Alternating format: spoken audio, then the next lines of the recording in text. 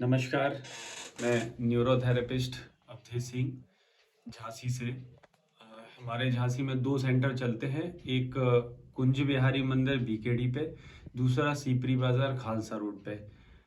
हम न्यूरोथेरेपी की प्रैक्टिस करते हुए लगभग हमें 12 से 13 बरस हो गए झांसी में। पिछले 12 बरस से हमने झांसी में स्पाइन और पैरालिसिस पे वर्किंग किया है, जिसके हमने रिजल्ट भी बहुत अच्छे पाए हैं। आज हमारा अगर कार्ड नंबर देखा जाए तो लगभग हम दोनों क्लिनिक को मिला के 5 से 7 हज़ार के लगभग हम पेशेंट ट्रीट कर चुके हैं, जो पूर्ण रूप से संतुष्ट होके गए हैं। सबसे ज़्यादा हमने देखा गया है कि इस भाग दौड़ भरी ज़िंदगी में स्पाइन से पेशेंट बहुत ज़्यादा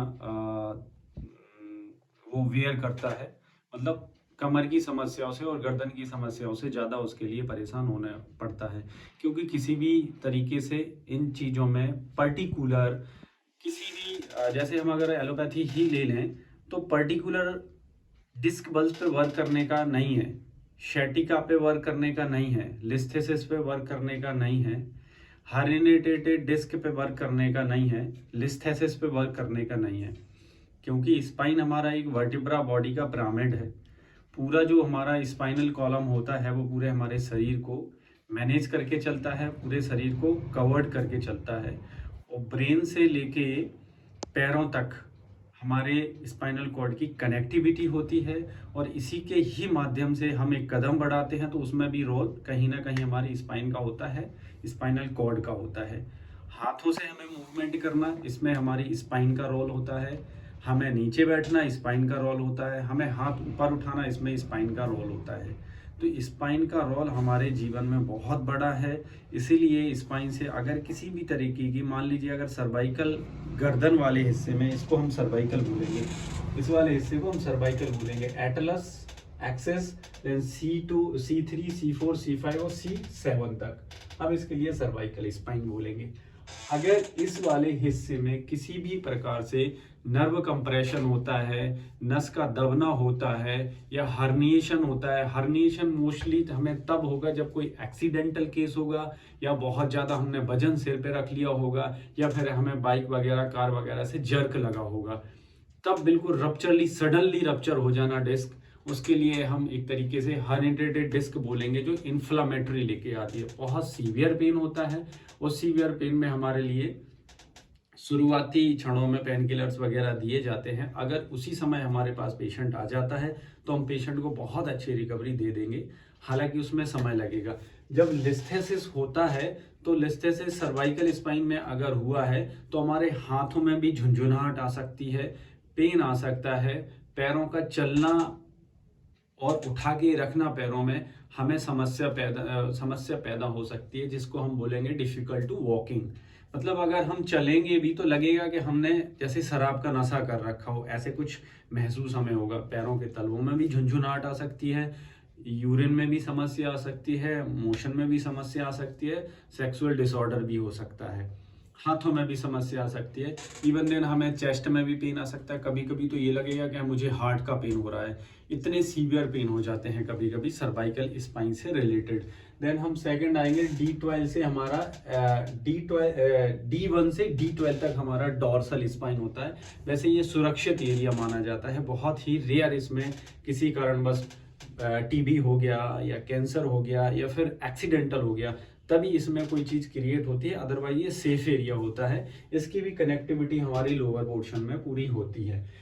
फिर हम वहां से चलेंगे तो L1 से L5 तक हमारा एरिया होता है। ये बहुत संवेदनशील इलाका होता है, क्योंकि यहीं से हमारे लिए हंचिंग, स्लाउचिंग, मूविंग, लोड लेना, चलना, सारा कुछ लंबर स्पाइन से होता है।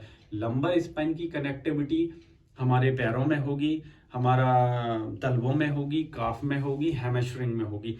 अगर यहाँ पे किसी भी कारणवश से लिस्थेसिस होता है, शैटिका होता है, डिस्क बल्ज होता है, नर्व कंप्रेशन होता है, तो वो पूरा पैरों में सेंसेशन लेके आएगा, पीछे साइड से, हिप साइड से पूरा दर्द नीचे की ओर लेके आएगा।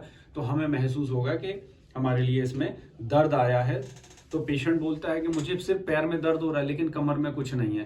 पेशेंट को पता है कि हमें पैर में दर्द हो रहा है, लेकिन ऐसा नहीं है। वो नर्व का कंप्रेशन होने के कारण पैर में दर्द लंबा जा रहा है। झुंझुनाहट भी हो सकती है, टिंगलिंग भी हो सकती है।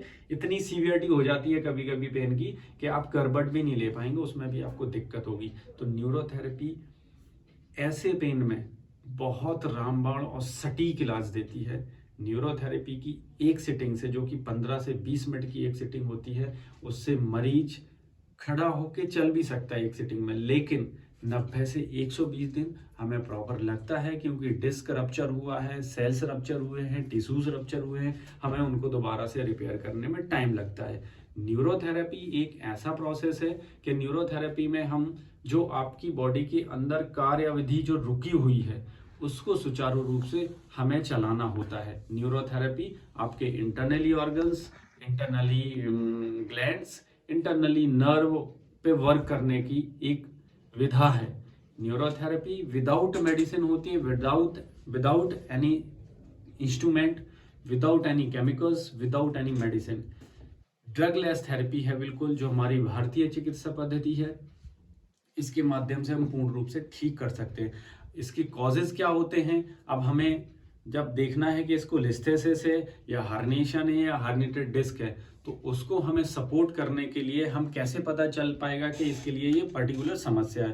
तो उसको लेने के लिए हमें कुछ पैथोलॉजिकल रिपोर्ट्स की आवश्यकता होती है, जैसे एमआरआई हो गया, एक्सरा हो गया, सीटी स्कैन हो गया। उसमें कुछ ब्लड रिपोर्ट्स भी हैं। अगर मान लीजिए फ्यूजन है, पेशेंट इतना जकड़ा हुआ है कि वो ना झुक पा रहा है ना मूव कर पा रहा है, वो बहुत सीवियरिटी है, बहुत ज़्यादा पेन है, तो उसको हमें पता करने के लिए कुछ हेमाटोलॉजी डिपार्टमेंट से टेस्ट होते हैं, जो ब्लड के माध्यम से होते हैं, जिसमें हम HLA-27 हो गया, एक जीन टेस्ट है। इससे हम पता कर सकते हैं कि ये कहीं अनुवांशिक तो नहीं है। आपके दादा को, पिताजी को, मामा को, किसी को ये अगर समस्या होगी तो वो आपके डेफिनेटली जीन में आके टकराएगा, जिसमें वर्टेब्रा बॉडी फ्यूज्ड होती है, एक दूसरे में कैल्सिफाइड होके पेस्ट होता जाता है।